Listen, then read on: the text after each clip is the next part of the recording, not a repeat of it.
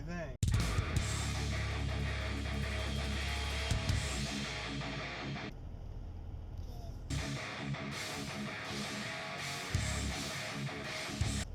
Good. Good morning. It's Wednesday, October 16, 2019. We're headed into work, and Grant's going over by his mom's today. Grant's had a little bit of a low-grade fever the last 2 nights, but they always say that everyone runs hot in the evenings or at night. Like, so if you check your temperature in the morning, it'll be lower than if you check your temperature at bedtime at night. So the highest I think he ever got was 99.4, which is still like a low-grade fever.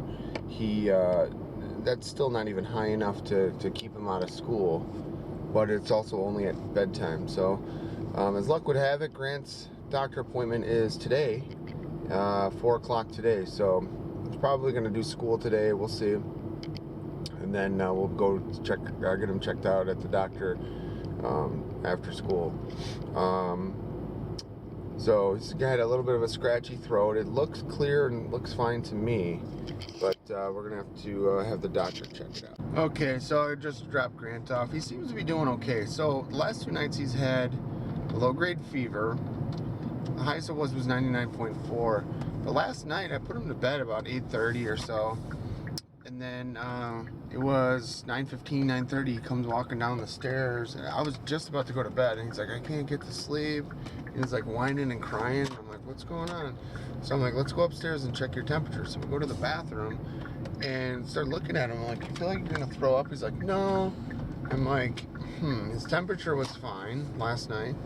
So then I'm like, he had this like weird look on his face, and I've seen it before, you know, like when people get sick, and I'm like, huh. So then he starts like making like this like motion or whatever. So I like hooked him with my arm, grabbed him, threw him in front of the toilet, and lifted the lid up and all that. And I'm like, all right, go in the toilet. And he's like, no, I don't have to.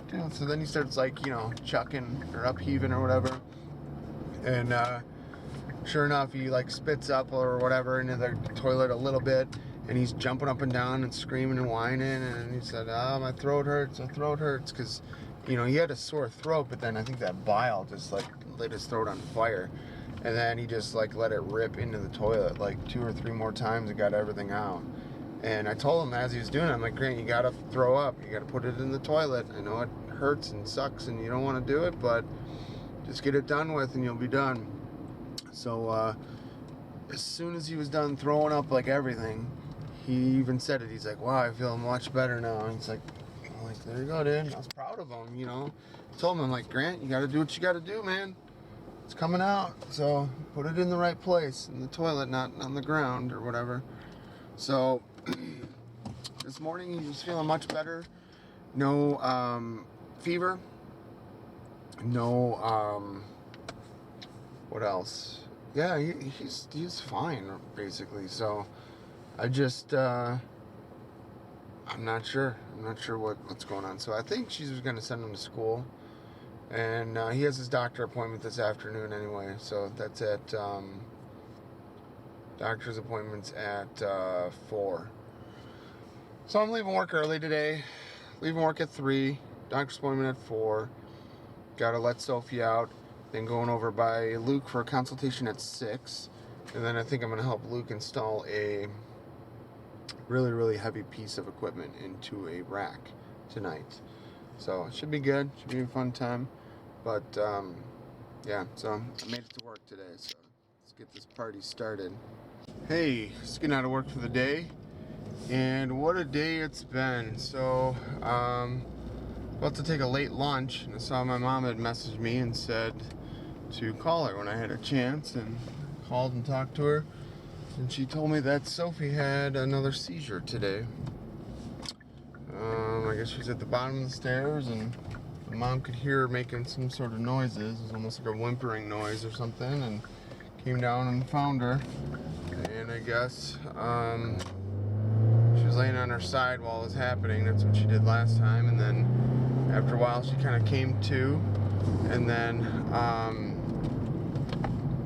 she rolled onto like her stomach and was just laying there to kind of like figure out where she was and what was going on. And and then she pissed all over the floor. So she didn't pee the last time that happened, so I'm not sure what's going on.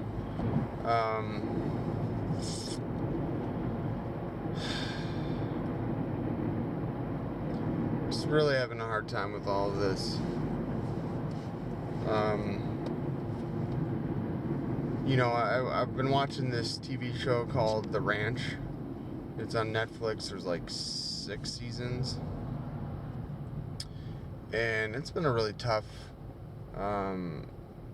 series to watch. I mean, it's kind of like a modern day sitcom, you know, and modern day problems. And, you know, like earlier in the show, like the guy knocked up one of his ex-girlfriends and got her pregnant, and the girl was going to have an abortion, and then she decided to keep it, and then she lost the baby due to, like, you know,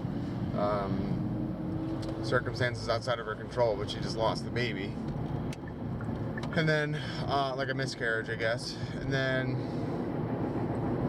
you know, the main character finally gets married to his love of his life, and now they're separated and talking about divorcing and breaking up for good. And oh, by the way, they have a kid that's not even a year old, and all this stuff.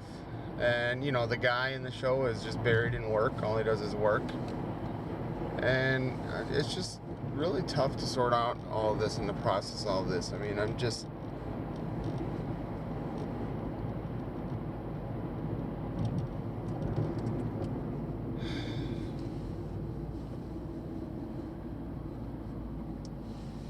You know, I was talking to one of my friends, and he said that he went to see the doctor and a psychiatrist, and they got him Adderall, I think he said, and he said that it helps him out and stuff, and he said it helps him with like his ADD and all that, and to focus and whatever, and everything we were talking about sounded really good. I do feel like I'm depressed, but I don't want antidepressants. I've done those before. They just turn you into a fucking vegetable. You don't care about anything. All you want to do is sleep, eat, and being productive it's the opposite of productivity when you're on antidepressants. It's the complete opposite. And I know Sophie doesn't have much more time left, and I'm just having a hard time processing it. Like, I'm so tired of doing everything alone.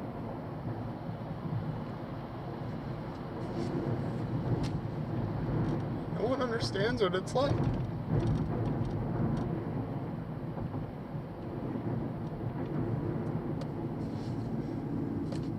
I'm tired. I don't want to work 3 jobs. I'm so sick of it. I'm tired. I'm exhausted.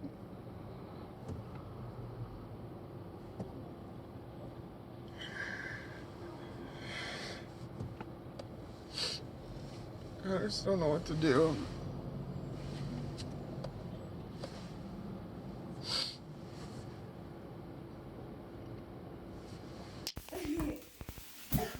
Oh. It fell off. I don't could grab my hat.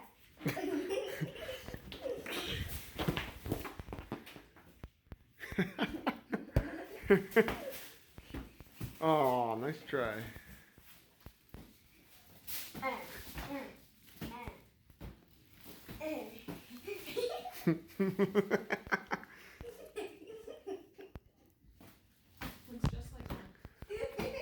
Looks just like Grant.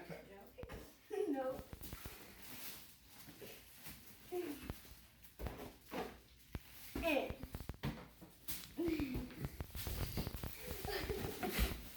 Right through the wall. That's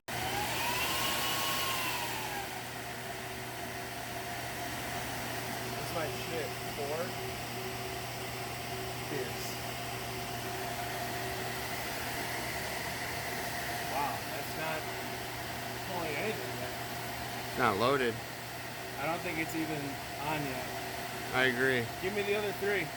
Give me the other 3, Captain. We're only at 4 amps. Video. The only admin I know that configures switches with a cell phone. native. I don't normally. VLAN 10. And no shut. Description, connection to M1000. So we got the enclosure back up and running. Got it going up into one of the switch ports here. 48, and it's now lit up. It's flashing, so that's good. Didn't have it stacked properly. That's freaking badass. Ping 1090